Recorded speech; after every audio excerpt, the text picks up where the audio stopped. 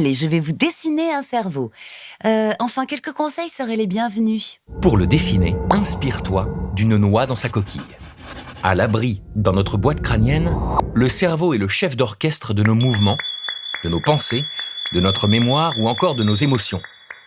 Il a 2 parties reliées entre elles, une droite et une gauche. Ce sont les hémisphères. Chacun d'eux contrôle un côté de notre corps. Tiens, par exemple, si tu lèves le bras droit, c'est la partie gauche de ton cerveau qui lui donne l'ordre. Maintenant, observons l'intérieur. Que vois-tu ? Je vois que 2 crayons vont suffire, hein, un gris et un blanc.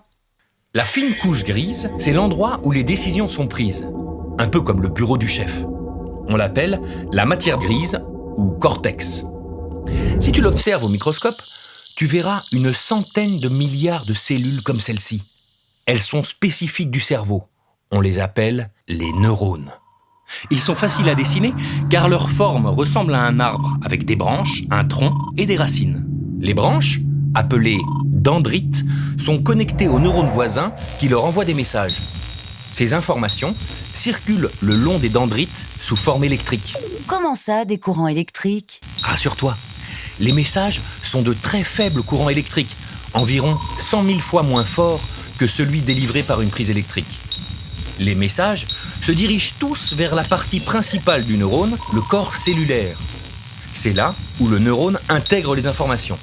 S'il reçoit beaucoup de messages, il en envoie un à son tour par ce qui ressemble au tronc de l'arbre. C'est l'axone. Comme des routes et des autoroutes, les axones relient les neurones entre eux.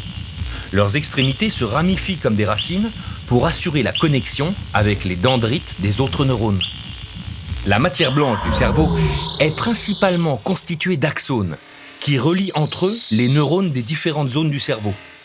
Certains axones vont même très loin, jusqu'au bout de la moelle épinière. Le courant a l'air de bien passer entre les neurones. En fait, les neurones ne se touchent pas. Une fente très étroite relie l'extrémité de l'axone et le neurone suivant. C'est la synapse. Pour la traverser, le message électrique est transformé en message chimique. Un peu comme on passe du train au bateau lors d'un voyage vers une île.